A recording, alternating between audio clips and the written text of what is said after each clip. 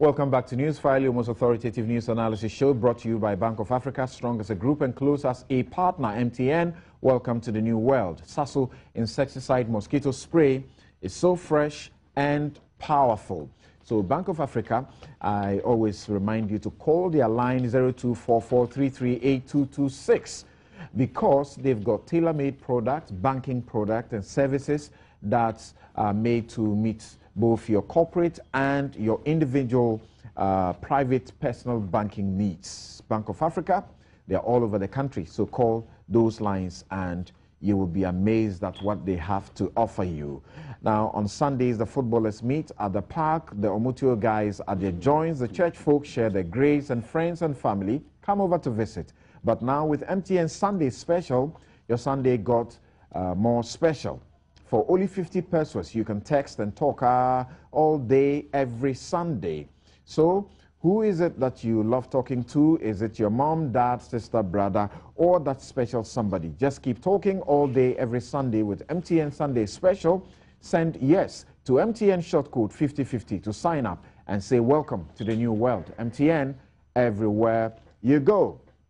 Now, Sasso spray kills mosquitoes, cockroaches, houseflies, ants, and other crawling and flying insects. Sasso mosquito coil is smokeless. Sasso spray leaves a sweet lemon fragrance in your room till the next day. Sasso mosquito coil and spray is free from catarrh, headaches, and chest infections. Insist on Sasso mosquito coil whenever you visit a shop to buy an insecticide spray.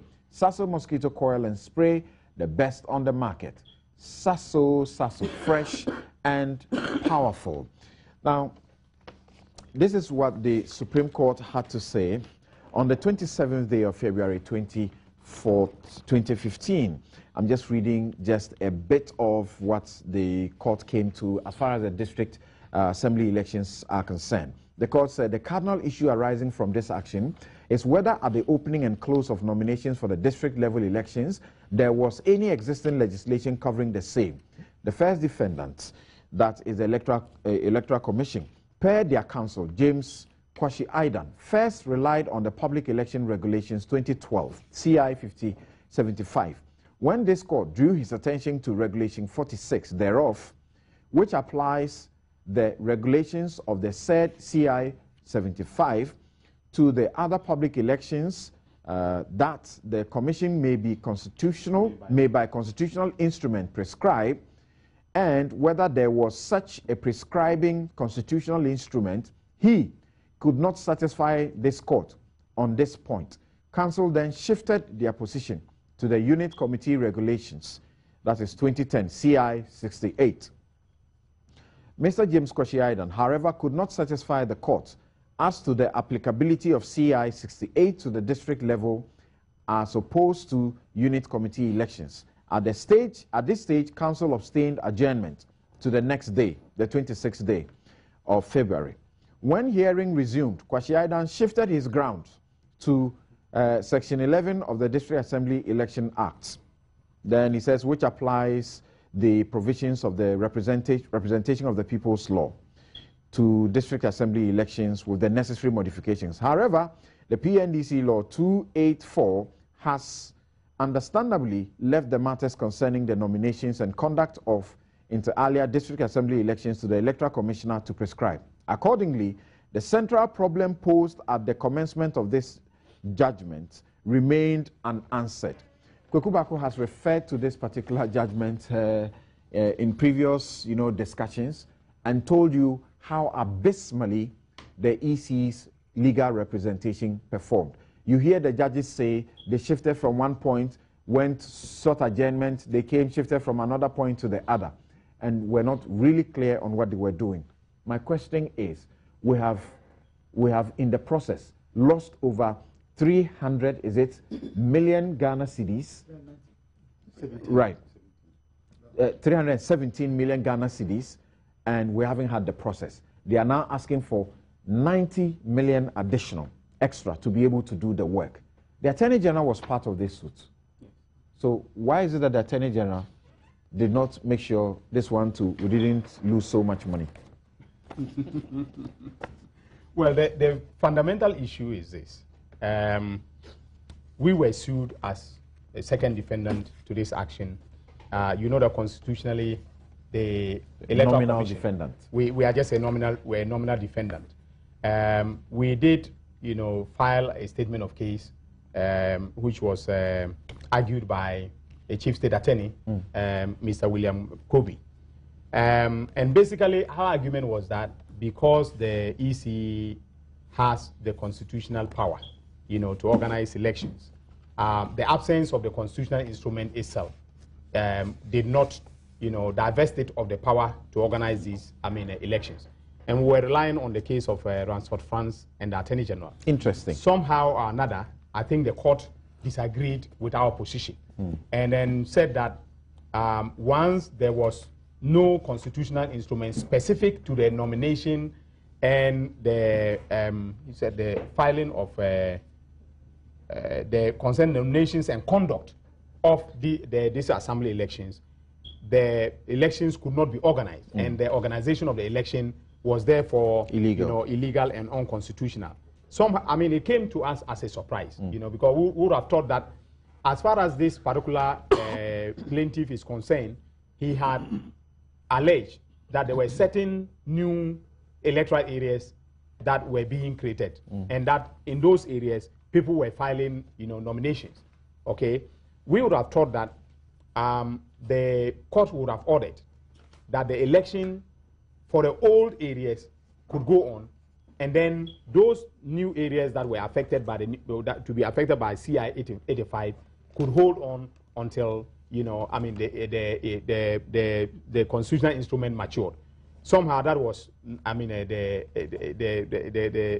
view of the court was different from what we had put forward. So it's kind of an unfortunate situation because we thought that we had been covered by the law, but unfortunately that seemed not to have been the case. In your arguments, did you urge it on the court? And this court, I find, also was presided over by Justice William Atuguba. Yes.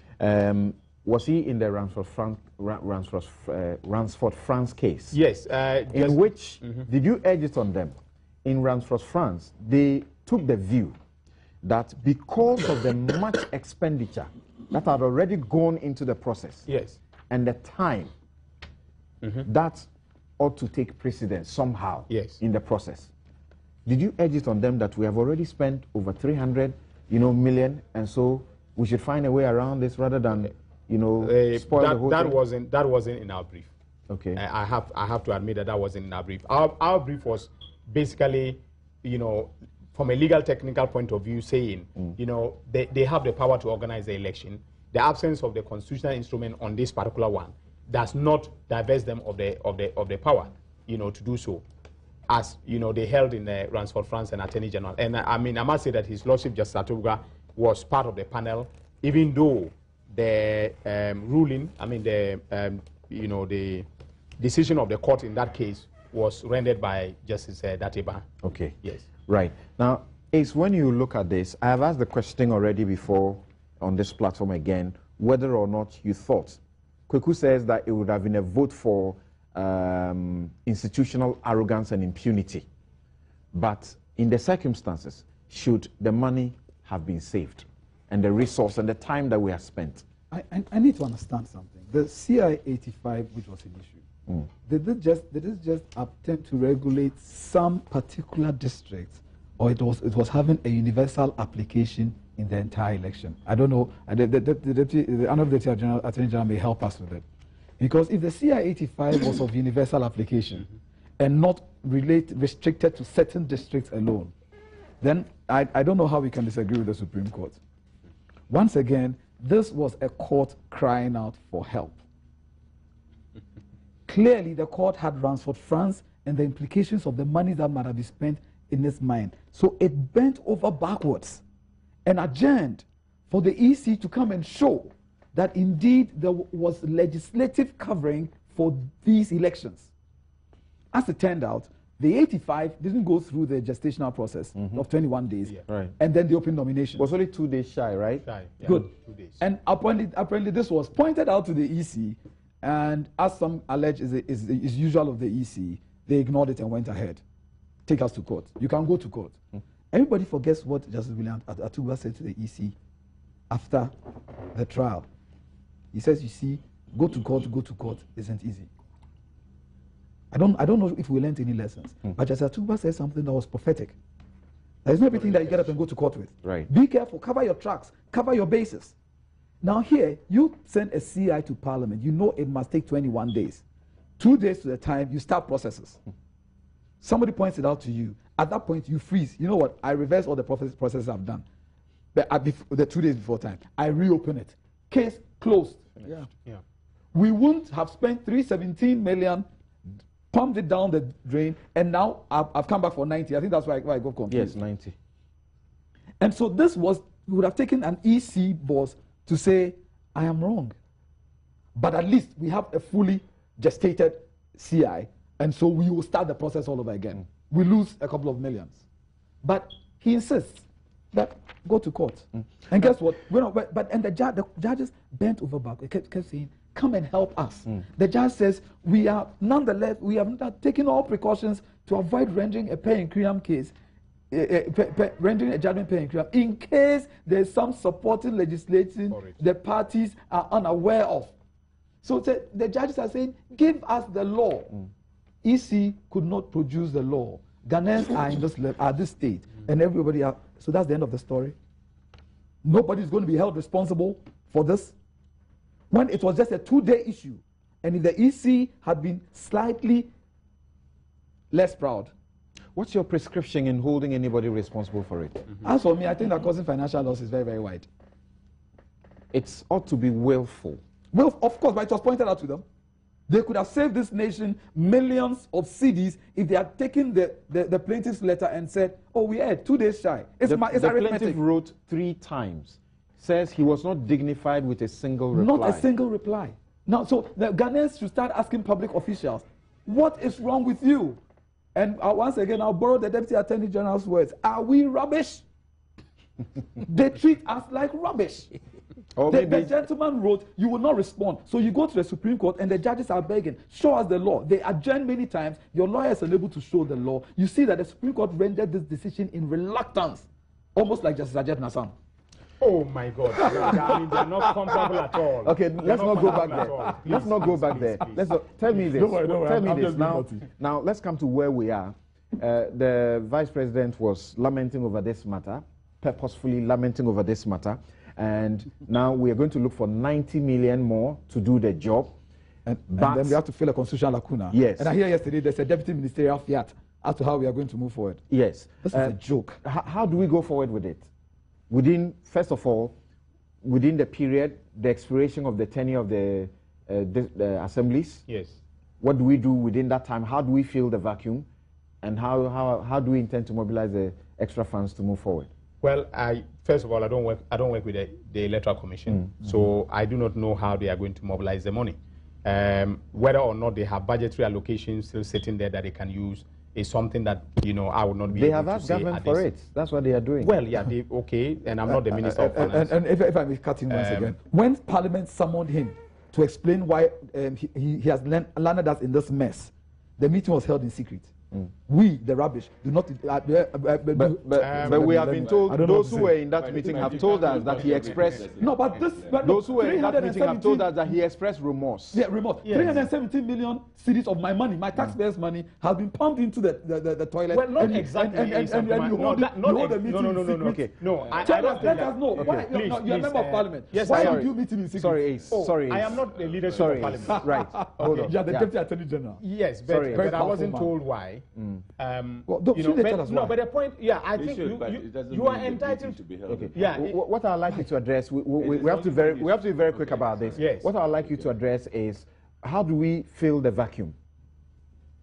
Well, between the expiration of their tenure and when we have elections. Well, there is again a constitutional, vacuum. The Constitution prescribes the tenure of office of the members of the assemblies as 4 years, okay, and says nothing about how you extend them in situations like the one that we have found ourselves. So there is a legal vacuum. Ace has made reference to the so-called deputy ministerial, fiat. Basically, what government is, seeking to do is to ensure that we have administrative, functions of the assemblies, going on, all right. If there have been any projects that have been approved by the previous assemblies, those will have to, continue to be executed because they have been approved by the previous assemblies. The only thing that cannot go on now is the legislative and deliberative functions of the assemblies. The current assemblymen cannot go and deliberate, men and women, cannot deliberate on, matters pending before the assemblies. They cannot, pass bylaws and so on and so forth. So the fiat, not the fiat, the directive from government is basically to ensure that the administrative functions go on and that we don't grind to, the assemblies It's an interim thing. It's an interim thing. Yeah, it's an interim thing. Move to a regular? Wouldn't it require that efforts are made quickly? Yes. To fix the new date? Yes. And hold the elections? That is so, but that is not within the remit of government. Parliament was coming. I think this is a clear legislative function by Parliament. But yesterday, Parliament started complaining that whilst they were deliberating and getting a bilateral, multi-party solution to this as quickly as possible, then they get an announcement from the executive. This is what is going to happen. The MP shared the view that they should be the one that should take that yesterday, Mr. Electoral was very upset. I do understand that there was executive interference in their work. No, and I talked with the Honorable Electoral. I am not saying that what he said, is not correct. What we did was not to, we were not doing it in order to undermine the legislative power of Parliament. We were basically saying that for our MCEs, the executives function. They should continue to carry on these administrative functions. It wasn't because we wanted to usurp Parliament's power. That wasn't what we did. I also think there are precedents to look at. Look, when coalition's government collapsed, for instance in Italy and in Belgium, it is the bureaucracy that takes over. Okay, because government business must run. Yeah. Okay. But in is that not guided by legislation? I think the problem here is that there's no legislation guiding what should be done. There's a practice. Well, I think I don't know if the law can govern every aspect of our lives. No, there are also practices and conventions. Right. And we should look at what happens elsewhere because the machinery, the continuity of business must go on. Right. And in this case, the first time, and what I see happening is that because we've designed a system where, in effect, the president is head of local government. He's appointing people to represent him as chief executives. So it lies within that remit to say, look, you hold the fort for my executive functions and so on. But it doesn't solve the legislative problem. Yeah. Can he initiate new projects in the districts without the elected? He cannot. So we have a situation, and that's where what I felt about Parliament was that probably as soon as the Supreme Court ruling was made, they should have started the process. Okay, because it was obvious that you couldn't hold elections immediately. In fact, you have to restart the whole process. There were money issues and so on. And clearly, I think what is unfortunate about it is that you do not see the collaboration or the working together between the executive and Parliament. And in that case, I don't think that is exactly. The proactiveness, right, that would say we wouldn't get to yesterday, and then you acted in a way that then they said, look, you haven't consulted us. You didn't inform us about this coming and so on. So these are lessons, but I think it is important that the new date, the legislative process is fast tracked. Fast tracked. But the problem is that the constitutional, obligation to bring legislation on these matters is with the EC. Is with the EC. Okay. Particularly with the subsidiary legislation. Yes. So that is where I feel that we need some clarity. How quickly can EC work with Parliament to get these things sorted out? The executive cannot take itself completely out of the picture because its local government is under the executive arm. And the executive is not supposed to be seen to be giving directives or orders to the EC. No, but it provides the money. Sometimes the EC has not been able to move because the executive didn't provide the money. Okay. So there are a combination of factors there, and I think it should be treated really as an emergency. Otherwise, democratic oversight over what the executive does. Now is the executive alone running the show. So I think we need a sense of urgency, and on both sides, Parliament, on the three sides, Parliament, Executive, and EC, this matter should be resolved quickly. And Ghanaians told when elections will be held. Thank you very much. Kuku, what's your prescription going forward? Well, I can only lament. Purposefully. You've been crying the whole day. I'm telling you, it's a disaster. Last week, I expressed my opinion on this matter, so I won't go further. But I just can't believe it. I don't have any technical competence to deal with this issue. Last Thursday, I made that clear. But we have people who have the expertise, and then we have the institutions who have the mandate to try and cure this mischief. But as a citizen, I'm completely, rendered. I mean, I can't believe it. You were doubtful that the Attorney General will want to take any action against the EC or anybody. It won't happen. Connected with this, it will in not respect happen. of causing financial loss. It won't happen. Just forget it. It's a pipe dream. It won't happen. That one I still stand. They won't. ECA, at least if they can help us. Why are you putting it will happen. That's how I mentioned. He's an honorable deputy attorney general. He ought to be on the spot. I am taking the Fifth Amendment. Because what you say might incriminate you. I don't know. We are sure. Okay. Well, of course, those who also ran the elections have lost, and some of them have actually been lamenting and weeping that they have spent so much money and there's nothing, to show for. I think some companies, I think some arrangements should be made so that they don't incur additional cost or reduce their cost. Well, some of them are not taking it lying down. They're actually contemplating some sort of action against the EC. In that regard. Well, the lawyers like that, but as Justice Atuguba advised, which is what you quoted, going to court is not easy. Doc, I can assure you that's for non-lawyers. For us, it's our office. Okay. It's like going to work every morning. I think they can find a way where for the next election the costs are reduced for them in a way. It should be part of the settlement. But how's that done? I mean, they're filing nominations, they're doing campaigns. No, for instance, I think that it should be possible for those who have already paid the nomination fees not to have to pay again. Not to have to pay again. Not to have to pay again. I believe that. But they are complaining about their campaign. I heard one of them. When I go out to give 5 CDs to everybody and 20 CDs to one who will pray. But that is even illegal. You can't bribe. No, that is not bribery. No. Be careful. No, it's not. It's not bribery. It's not bribery as such. For instance, facilitation. Some of the assemblymen in my constituency, some of them did come to me looking for, assistance. And I mean, I did tell them this is a non-partisan election and I'm not supposed to be involved. But they told me some of the expenses that they incur. So, for instance, you gather people under a tree to tell them what you can do for them as an assemblyman. When you finish, you have to buy Pito. Okay? And a gallon of Pito is 5 cedis. If you have to buy 5 gallons, you are dealing with 25 Ghana cedis. Well, that's so a lot of them were complaining of the financial. It's not always the neater aspect. That's one aspect. This Pito thing. So, but others also give money for people to vote. Oh no, that's what I'm talking about. You want them to come for your meeting. That will be it. Yeah, that's fine. Sorry, that will be it for this issue. Let's take some text messages, and then we'll take a quick break and resume to look at the Auditor General's Report 2013. Atai Moro in Wellensi says the Attorney General's decision to appeal the judgment is a mere window dressing. Now everybody will understand why the AG has been dragging its feet in retrieving the money from Woyome.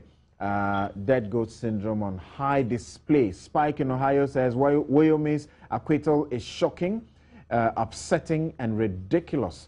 A real travesty of justice. Posterity will forever judge and punish whoever is involved.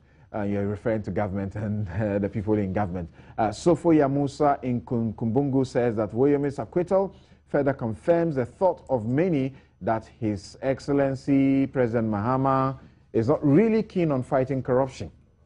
Well, Jerry Rawlings speaks in the same language that you seem to be doing. And, okay, Yenti Obia and all of that. Who next is saying what?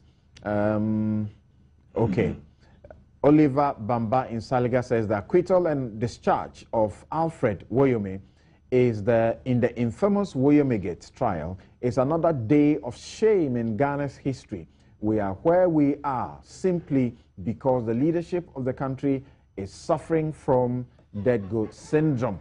That informed the lousy and shoddy work Let's see who else is saying what. Matthew, Bediako Matthew in Fawode in Kumasi says, Woyomi's victory is a blessing in disguise. It paves the way for the next government to bring a case of conspiracy to defraud the state and willfully causing financial loss to the state against Betty Moldedrisu and co. I promise this shall surely come even in their graves. Are you the one going to be the next Attorney General if the NPP wins power? Fredia Ajiman in German South District says that my simple, harmless question to the Attorney General is this. Since the Supreme Court ruling on the Woyomi, that Woyomi should refund the money, you want to know what has been done. Okay, this was sent before he gave us the breakdown. Akwesie Champong in Maryland in USA says, whether in the commercial case or criminal case, embarrassment to collaborators should never have been the reason not to meet them in court. Indeed, those government officials should be in jail by now. This case is a clear create, loot, and share. But Betty, Barton, Asumenu et al. Were agents who stole from the state to fund their party. Woyomi was always the conduit, and he knows who got what from the loot. They all got scared when the man threatened to mention names. Kofi Atta in Cambridge, UK says that the case was lost because state prosecutors deliberately failed to call those who originally made the decision to pay Woyomi as witnesses. Okay, you have heard the minister's explanations to that. I hope he changes your position. He says these were Betty Moldedrisu and co. All right, we know these names. Let's see who else is sharing what other views with us. Okay, now I've got loads of your messages and quite a good number of them just saying, good to see Asan Koma on Newsfile. I hope it won't be his last. Well, I can tell you that it took a lot. It took a lot of convincing to have him here, so I'm not too sure if he wants to make another appearance, but I'll be so excited to have him on the show. Now, quite a good number of your messages still, but how am I going to manage this? Just too many of them. Cyril Abanga, okay, that text message just vanished. Kobiado says, okay, just replying to someone else's message on the platform. Elvis Ohiming Mensa says, sweet panel, glued and enjoying the discourse. Beautiful intellectual exercise. Well, that's the way we want it. And then also from Prince Tahiru Wayamson in Chiriponi says, this Woyomi Gate scandal is gone and gone just like that. How could a criminal case of such nature, you know, be left in the manner it has? Okay, sorry, just too many of your messages. I hope we can end them here at this point. Maybe just read a very final one.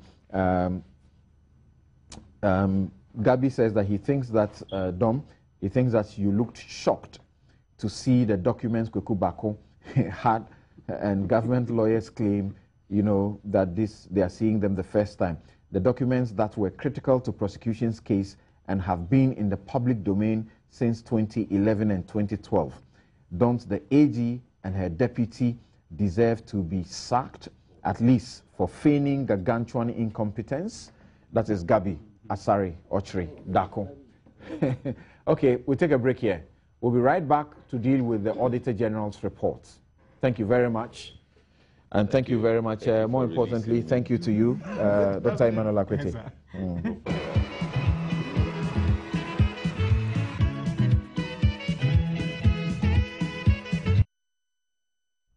Very much. I'm instructed by my production that it's unfair to leave out some of the text messages. We have to continue with just a bit of them because there are just too many. It's only fair that we read a few more.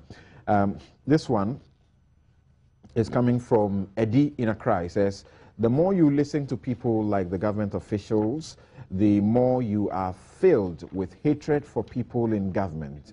And he's saying that, are we claiming that the judge was selective in not mentioning Osafo Mafo, but he is failing to answer why his government failed to bring Batinodro, Betty Mould, etc. to testify? Okay, he may have come in before you heard what he had to say about that. Someone wants me to confirm whether or not Leta Brew, the lawyers, are lawyers for Waterville or Woyome. I'm sure you have heard Tony Leta speak very clearly to this, that they have never, his firm has never, and his firm which the Attorney General used to belong, have never represented Alfred Woyome. That if anything at all, they have represented other persons or entities against Alfred Woyome. Austro Invest. Shida Ni Moy says the revelations from Ace and Coma is scaring me. Key stakeholders involved never turned up to court. I'm sure if they had appeared, their submission would have implicated themselves into collateral damage with Woyome. This is the grand scandal state attorney and prosecutions have succeeded to avoid. Nothing more, nothing less. Al-Hassan Andani says, Ghana is a democratic nation, so it is good we allow accused individuals to go through the necessary routine spelled out by the Constitution. Initially, we all jumped the gun and vilified Alfred Agbesi Woyome before the judge's final verdict, but he was exonerated by the competent court of jurisdiction. We all know how the nation was milked through the Ghana at 50, but those accused were later exculpated. Thank you. You sent that from Saviligu. Samia Samoa says, the wheels of justice, they say, grind slowly, and it will surely set corrupt government officials free. I love my country, Ghana, and where the rich and government officials always have their way. That's how you love your country, Ghana.